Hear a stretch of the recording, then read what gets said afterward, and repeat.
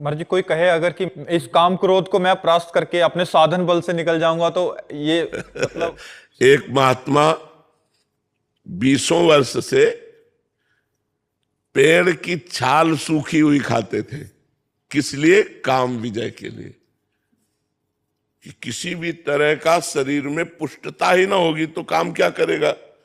अवस्थि मात्र हुए रहे शरीर, हड्डी हड्डी शरीर में रह गई थी और तपस्या करते। सूखी छाल जो पपड़ी होती है ना वृक्षों की, वो मार पाते थे और बस। कोई भोजन नहीं, कोई पत्ता नहीं, कोई फल नहीं, कुछ नहीं। तो ऐसे हो गए थे। जब 20 वर्ष हो गए तो कामदेव प्रकट हुआ सामने, क्योंकि वो उसी योग्य थे, और कहा हम तुम्हें परास्त करेंगे। तो उन्होंने मुस्कुरा के कहा तुम्हारी ताकत क्या कि तुम मुझे परास्त कर लो। बोले अच्छा चलते हैं। चला गया काम। दूसरे दिन जहां वो पपड़ी खाते थे ना, वहां हलवा लगा मिला। हलवा। अब उनका दिमाग काम किया कि जंगल में, घोर जंगल में, ये बढ़िया सुगंधित घृत युक्त मिष्ठान। उन्होंने समझा मेरी तपस्या से डरकर प्रकृति मुझे दे रही, तो मुंह मार मार करके जहां जहां पपड़ी खाते थे वहां हलवा लगा मिला। हलवा पाया। 20-25 दिन हुए, थोड़ा खून दौड़ा नस नाड़ियों में। अब एक दिन वो उस अपने टाइम से जाते थे उनका हलवा, तो जो टाइम से गए वहां पाने के लिए, तो देखा एक 16-17 वर्ष की लड़की हलवा लगा रही है।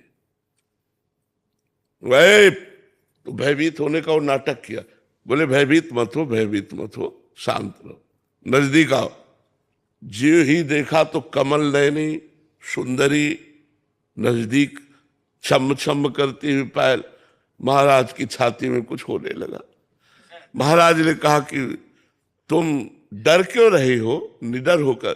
ये हलवा तुम लगाती थी? हाँ महाराज, आप जैसे तपस्वी की सेवा हमारी सामर्थ्य कहाँ की आंख मिला के कर सके कि मैं आपके सामने जाके हलवा परोस सकूं, इसलिए छुप छुप के। बोले आज से छुपने की जरूरत नहीं है और पेड़ में लगाने की जरूरत नहीं, सीधे ले आया करो पात्र में हलवा। 10-5 दिन और हलवा पाया सीधे। अब तो काम वेदना अंदर जागृत हुई। उन्होंने कहा देवी तुम्हारा ब्याह हुआ है? तो उन्होंने कहा नहीं महाराज। तो बोले मेरा भी नहीं हुआ।